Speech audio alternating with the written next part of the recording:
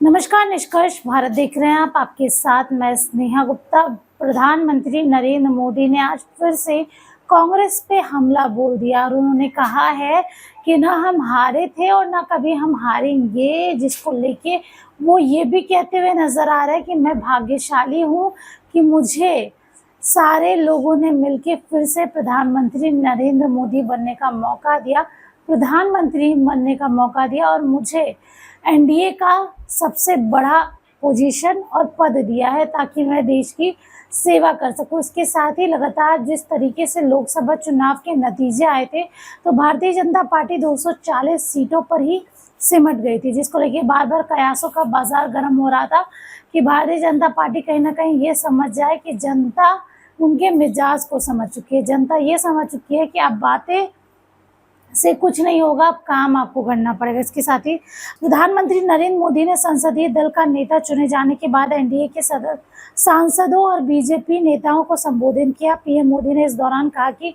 न हम हारे थे न कभी हम हारेंगे। पीएम मोदी ने कहा, हम पराजित लोगों का मजाक नहीं उड़ाते हैं, लेकिन 10 साल बाद भी कांग्रेस 100 के आंकड़े तक नहीं पहुंच पाई है।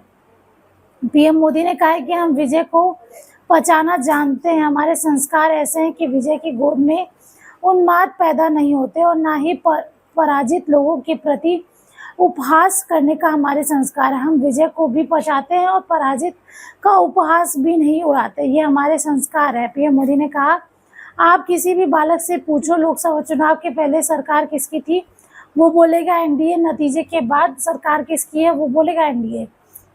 तो हार कहाँ से गए भाई, पहले भी एनडीए थे, आज भी एनडीए है और आगे भी एनडीए रहेंगे। आप सोचिए 10 साल बाद भी कांग्रेस 100 के आंकड़े को नहीं छुपाई। अगर मैं 2014, 19 और 2024 तीनों चुनाव को जोड़ूं तो भी जितनी सीटें कांग्रेस को मिली है उतनी सीटें हमें एक चुनाव में मिलती है।